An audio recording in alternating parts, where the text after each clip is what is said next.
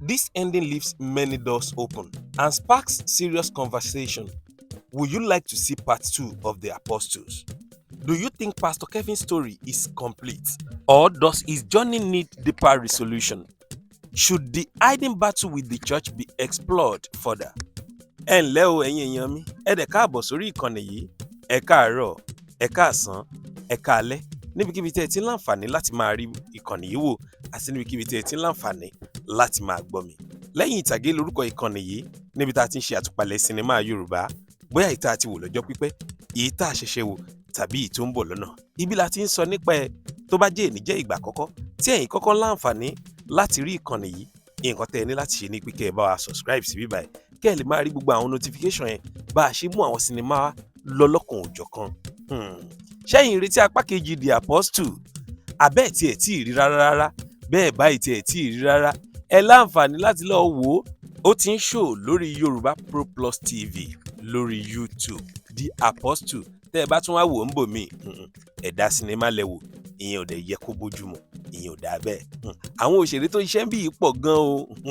Ayọ̀ Ọláìyá pẹ̀lú Àbẹ̀bí lẹ́nujọ́ mẹ́ta yìí wọ́n ń ṣiṣẹ́ gidi gan, iṣẹ́ takuntakun ni wọ́n ń ṣe. Àwọn èèyàn dẹ̀ tún dúró de agbófinró ṣùgbọ́n kì í ṣe yẹn mo bá wa. The Apostle sinimá tó ní agbára ni o.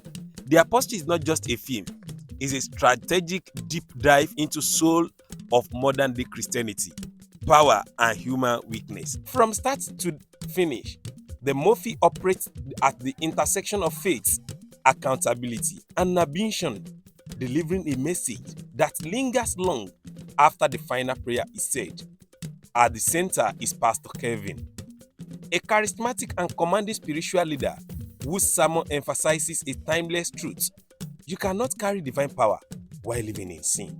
This message sets the moral compass of the film and becomes the benchmark against which every character is measured. Ẹ̀yin náà lọ wo The Apostle lórí Yoruba Pro Plus TV lórí YouTube, Yoruba Pro Plus lórí YouTube. Ẹ̀yin ẹ lọ wo The Apostle ńbẹ̀, ẹ máa mọ gbogbo nǹkan tí mò ń sọ yìí, ẹ máa mọ Pastor Kevin àti gbogbo àwọn ìwà tó wù àti bó ṣe máa ń ṣe ìwàásù ẹ̀. O lè ní agbára kó o dẹ̀ tún wà nú ẹ̀ṣẹ̀ kò possible. Ẹ lọ wo The Apostle lónìí ẹ mọ nǹkan tí mò ń sọ. Àwọn òṣèré wo lẹ máa bá pàdé ńbẹ̀? Wọ́n pọ̀ o, òṣèré yẹn pọ̀, ṣùgbọ́n ẹ jẹ́ kí n máa sọ fún yín pé Fisáyọ̀ Àbẹ̀bí, Péjú Ògúnmọ́lá, Ayọ̀ Ọláìyá, Mr. Agbófinró The Apostle, ẹ bá wọn pàdé ńbẹ̀. Ṣẹ́yìn wá ń retí apá kejì àbẹ́ ẹ̀ retí apá kejì? Do you want part 2 or should this story rest as it is? Ṣé bó ṣe wà yìí náà ni kó dúró sí o? Àbẹ́yìn retí ẹlẹ́ẹ̀kejì?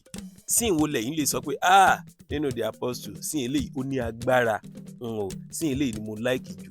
Òṣèré wo lẹ́yìn gbóṣùbàrà bàǹdẹ̀ fún? Ṣé ẹ lè rètí sinimá yìí ní 10/10 lọ́dọ̀ tiyín? Tẹ́ ẹ báyìí tí ì rí The Apostle tẹ́lẹ̀, ẹ lọ sórí Yoruba Plus lórí YouTube, ẹ rí ńbẹ̀. Tẹ́ ẹ bá ti wò, ẹ padà wá sí lẹ́yìn ìtàgé. Come and drop your comment at the comment section. Màá kà á jáde náà. From a content and storytelling standpoint, The Apostle has strong sequel potential. The themes are rich, unresolved, and highly relatable. Exactly the kind of narrative that sustains audience interest across multiple parts. Ẹ wo sinimá yìí lágbára gan-an. Ẹ̀yin lọ wò lórí Yoruba Pro lénìí ẹ̀rí nǹkan tí mò ń sọ ńbẹ̀. Lẹ́yìn ìtàgé lórúkọ ìkànnì yìí tó bá jẹ́ èní jẹ́ ìgbà àkọ́kọ́ tẹ́yìn kọ́kọ́ ṣalábàápàdé ìkànnì yìí. Ohun tẹ́ ẹ ní láti ṣe ni pé kẹ́ ẹ hit subscribe button yẹn. Ẹ subscribe sí bíbáyìí.